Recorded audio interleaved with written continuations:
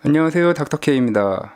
자, 지난 시간까지 파워키디 A12 바탑에 라즈베리 파이를 이식하고, 그리고 그 남은 기판으로 이렇게 게임보이까지 만드는 작업까지 진행을 해봤습니다. 이 파워키디 A12 바탑이 정말 버릴 거 하나 없이 마지막에는 게임보이로까지 이렇게 재탄생을 하게 되었었습니다. 자, 이번 시간에도 파워키디 제품을 또 한번 가지고 나와 봤습니다. 자, 역시 짝퉁 게임기를 만드는데 일가견이 있는 파워키디에서 이렇게 GBA 클론 형식의 V90이라는 게임기를 만들었습니다. 자, 그야말로 게임보이 SP처럼 나왔는데 모양이 아주 똑같은 것은 아닙니다. 스피커가 이쪽에 스테레오로 있고, 그 다음에 L2, R2가 있다는 것, 이런 것이 좀 다르고, 재질은 이전에 다른 분들이 리뷰한 걸 봤을 때는 상당히 좋지 않은 걸로 봤었는데, 이 주황색 제품의 경우에는 재질이 그렇게 썩 나쁜 것 같지는 않습니다. 자, 볼륨은 이렇게 다이얼식으로 있고, C타입 충전이 된다는 거, 그리고 이어폰 잭도 있고, 여기 전원이 있습니다. 한번 켜보겠습니다. 오픈 딩구스 OS를 사용하는 것 같습니다. 자, 이렇게 나왔는데 BT보이와 거의 같습니다. 사용법도 거의 비슷하고 OS도 거의 비슷한 것 같습니다. 성능도 아마 제가 보기에는 거의 비슷한 걸로 알고 있는데, 자, 화면 크기는 딱 봐도 화면 크 차이가 많이 나는 걸 알 수 있습니다. BT보이의 경우에는 초창기에 티어링이 있어서 큰 문제가 됐었는데, 뒤에 나온 BT보이들은 거의 대부분 티어링 현상이 많이 완화되었기 때문에 이것도 아마 티어링이라든가 그런 현상은 많이 개선이 되었을 것 같습니다. 자, 그리고 또한 처음에 제공하는 SD카드가 메이커가 아니기 때문에, 그리고 또 16기가이기 때문에 이미 게임들이 몇 가지 채워져 있지만 더 추가로 넣기 위해서는 업그레이드를 해주는 것이 좋겠습니다. 기왕 업그레이드 하는 김에 펌웨어 업그레이드와 함께 마이크로 SD카드를 더 용량이 높은 것으로 교체하는 것이 좋겠습니다. 자, 그러면 펌웨어 업그레이드를 한번 해보도록 하겠습니다. 백업을 위해서 마이크로 SD카드를 리더기에 꼽고 PC에 연결합니다. 이렇게 PC에 연결하면은 리눅스 파티션인 부트 파티션과 데이터 파티션이 이렇게 나옵니다. 그래서 이 데이터 쪽에 있는 것을 다 백업을 해줍니다.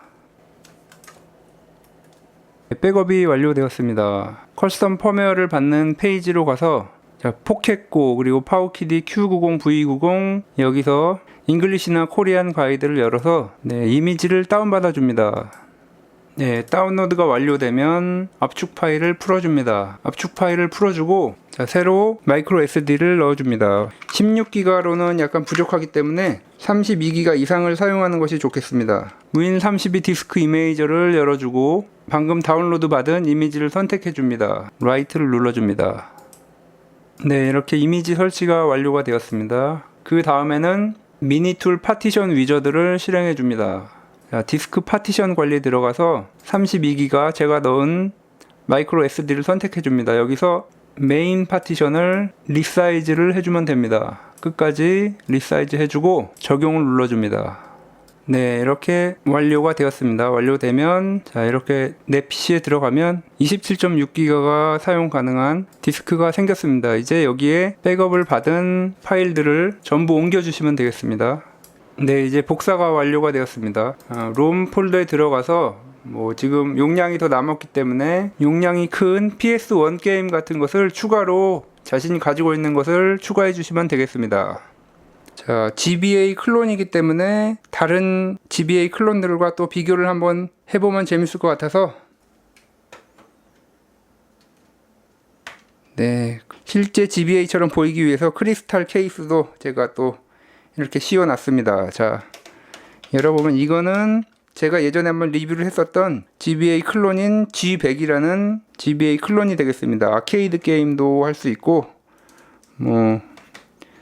어떻게 보면은 이 V90과 유사한 제품이 되겠고, 자, 이것은 GBA 클론 중에 아주 유명한 게임박스라는 클론이 되겠습니다. 이 두 가지 모두 처음에는 자기들만의 디자인으로 나왔었는데 제가 오리지널 GBA SP 하우징을 구매해서 이렇게 오리지널 GBA와 똑같게 만들어 놨습니다.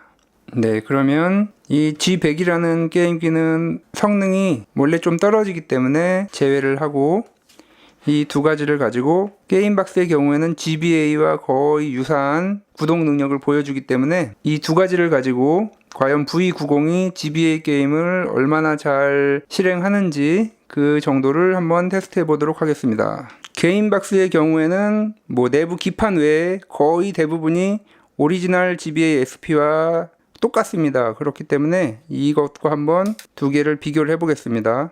네, 사이즈는 딱 보기에도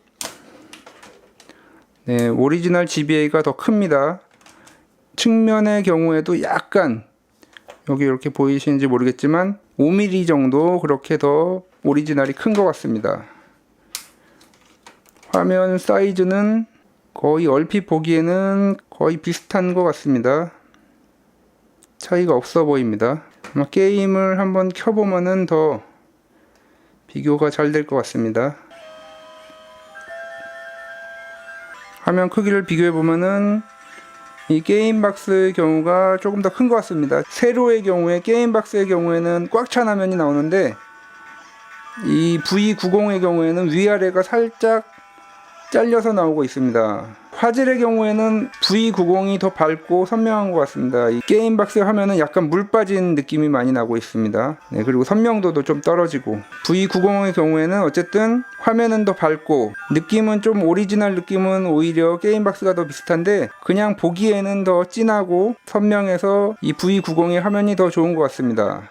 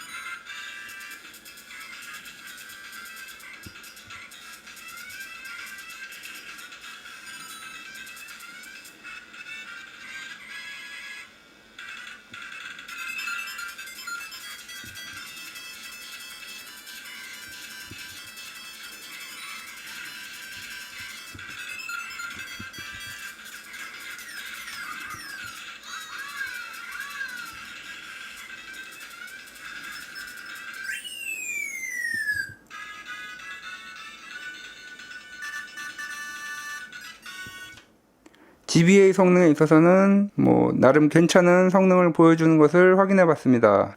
자, 테마도 제가 좀 더 보기 좋은 테마로 변경을 했습니다. 자, 그럼 다른 에뮬레이터들의 성능은 어떤지 한번 보겠습니다.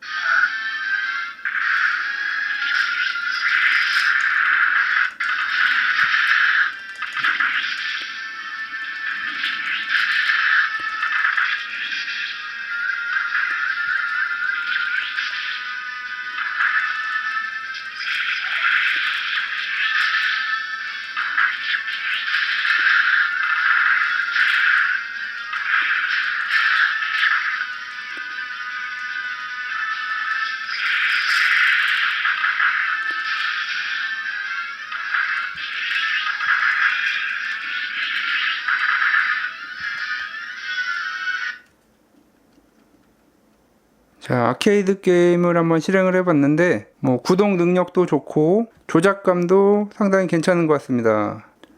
하지만 한 가지 문제가 스피커가 특정 구간에서 좀 찢어지는 현상이 발생하는 것 같습니다. 스피커도 스테레오로 되어 있는데 살짝 아쉽네요. 뭐 아케이드 게임은 워낙 잘 되기 때문에 다른 게임도 한번 해보도록 하겠습니다.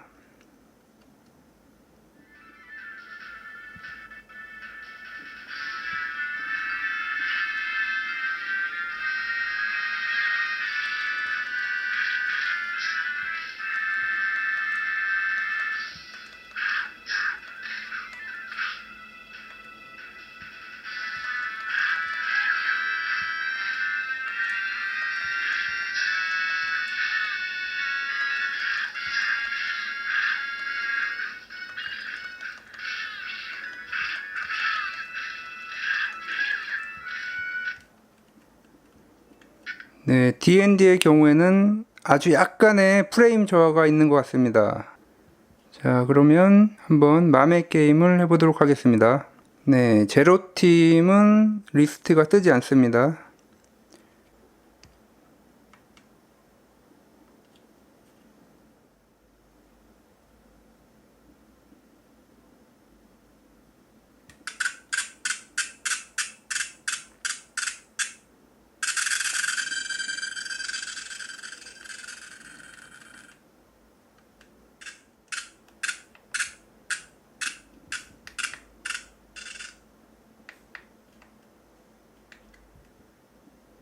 네, BT보이와 거의 비슷한 성능인 것 같습니다. 뭐 닌자 베이스볼 밴맨은 거의 실행이 불가하고 또 다른 약간의 고사양 게임을 해보겠습니다. 언더커버 컵스를 실행해 보겠습니다.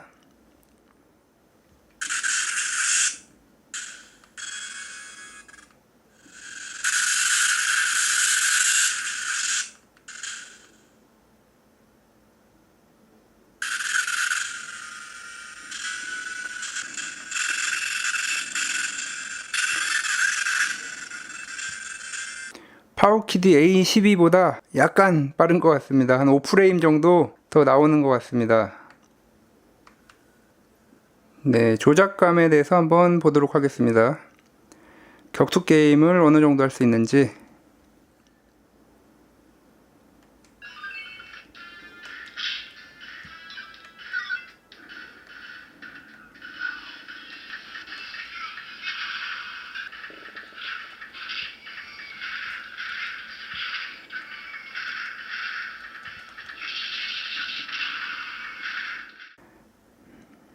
네, 뭐 격투 게임 하는 데는 큰 무리는 없는 것 같습니다. 조작감은 거의 게임박스, 즉 GBA SP와 유사한 것 같습니다.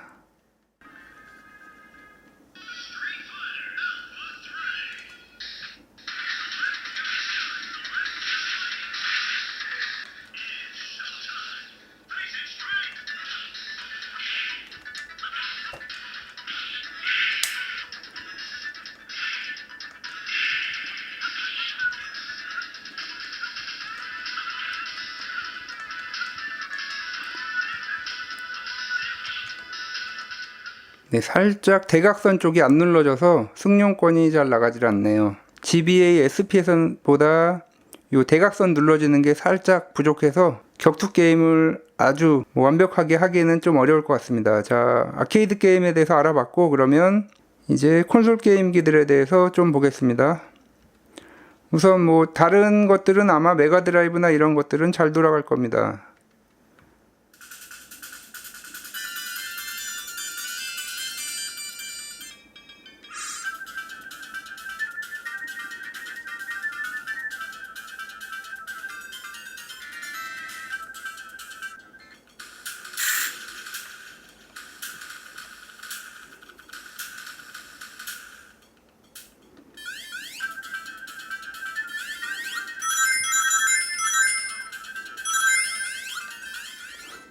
네, 역시 예상대로 메가드라이브는 잘 돌아가고 뭐 슈퍼 패미컴이 가장 문제가 될 텐데 한번 해보겠습니다.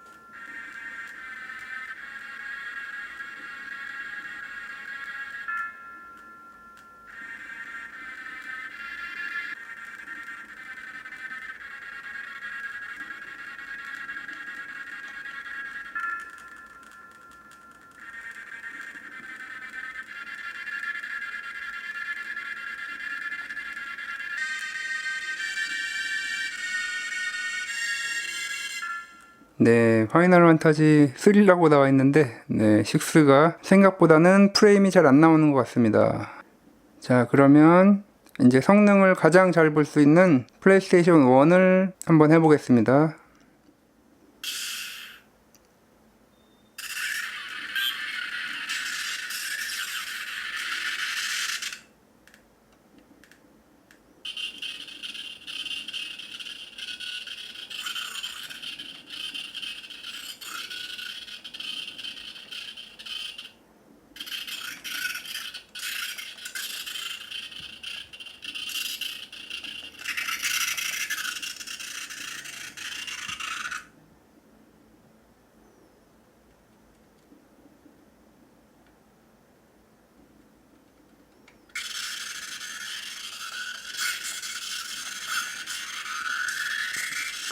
네, 뭐 철권 3가 좀 하기가 어렵네요. 지금 현재 프레임 스킵 1을 준 상태입니다.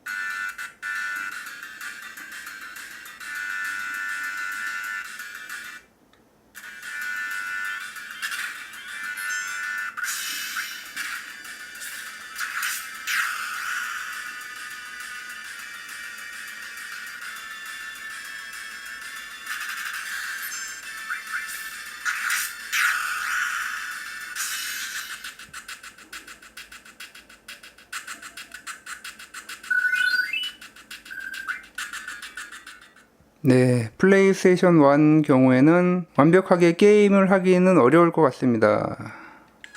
자, 지금까지 파워키디 V90에 대해서 알아보았습니다.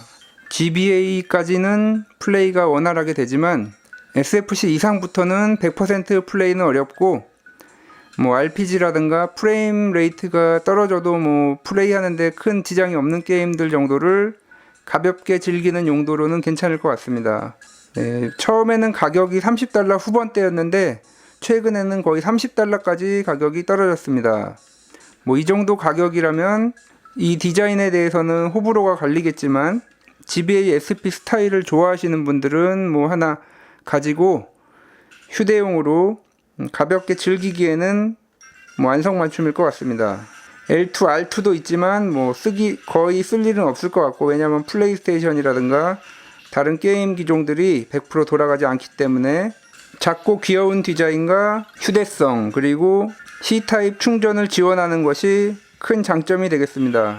단점으로는 사운드가 큰 소리로 했을 때 찢어지는 부분이 있고, 그리고 뭐 성능은 뭐 가격이니만큼 큰 기대를 하면 안 되겠지만, 뭐 성능을 원하시는 분들은 당연히 RG 시리즈로 가야 되겠고, RG350 같은 그런 기기를 사셔야 할 것 같고, 그리고 GBA SP를 좋아하는데 뭐 GBA 게임뿐만 아니라 다른 아케이드 게임도 즐기고 싶다, 이런 분들에게는 추천할 만한 기기가 되겠습니다. 물론 GBA 자체도 화면이 이렇게 좀 잘리기 때문에 아쉬운 점이 있겠지만, 뭐 RPG 게임 같은 것을 많이 넣어놓고 GBA 게임과 그 이하 기종들을 위주로 즐기실 분이라면은 충분히 가치가 있을 것 같습니다.